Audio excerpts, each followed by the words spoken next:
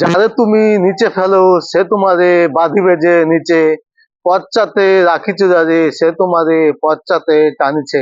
অর্থাৎ রবীন্দ্রনাথ ঠাকুরের সেই বিখ্যাত কবিতার উক্তি আমি শোনালাম।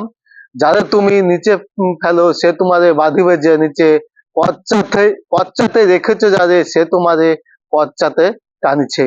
দেখুন আমাদের বাড়ির কুল, এই দেখুন আমি একটা ছিটছি, এই দেখুন, এই দেখুন, এই দেখুন নারকেল কুল, নারকেল কুল দেখুন সুস্বাদু এবং মিষ্টি।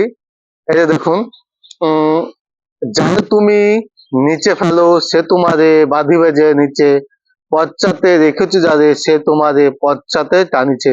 রবীন্দ্রনাথ ঠাকুরের সেই বিখ্যাত কবিতার উক্তি আমি শোনালাম। আমি উক্তিটি শোনালাম এই কারণে, দেখুন আমাদের বাড়ির কুল গাছ, আমি সব দেখাবো আমাদের বাড়ির কুল গাছ কিভাবে কুল ধরেছে।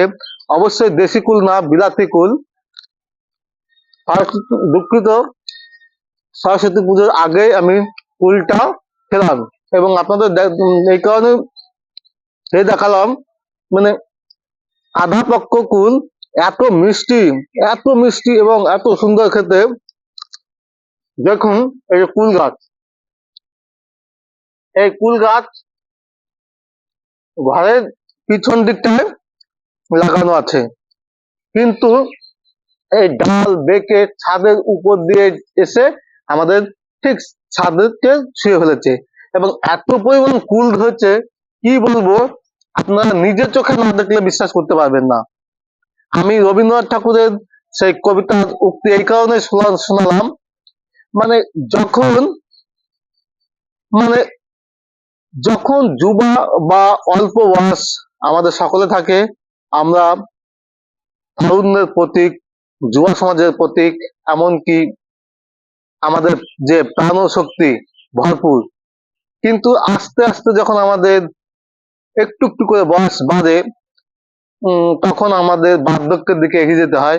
এই কুল গাছটার উদাহরণ আমি দিচ্ছি। এই কুল গাছটা যখন ছোট ছিল, গরমকালে কোনো একটা দিনে একে লাগানো হয়েছিল, আমার যথাসম্ভব মনে পড়ে, আজ থেকে 10 বছর আগে প্রায়। সেখানে প্রচন্ড গরম ছিল, এত গরম ছিল, এত গরম ছিল কি বলবো, যে গাছটা প্রায় শুকিয়ে যাচ্ছিল।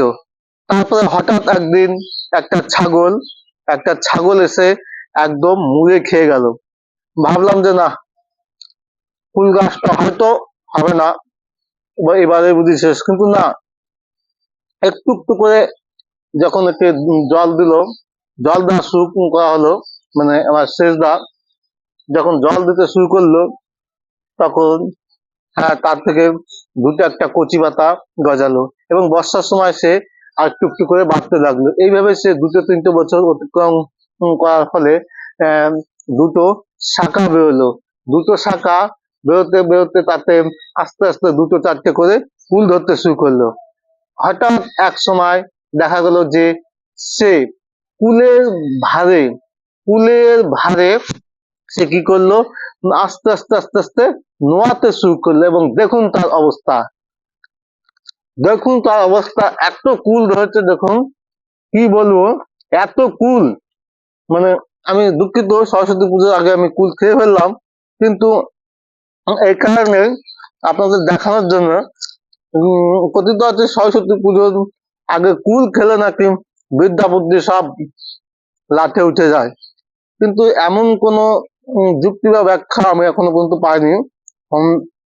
সরস্বতী পুজোর আগে কুল খেলে হয়তো যাদের সর্দির ধাঁচ আছে বা কাশির ধাঁচ আছে, ঠান্ডা লাগার ধাঁচ আছে, তাদের হয়তো বেড়ে যেতে পারে।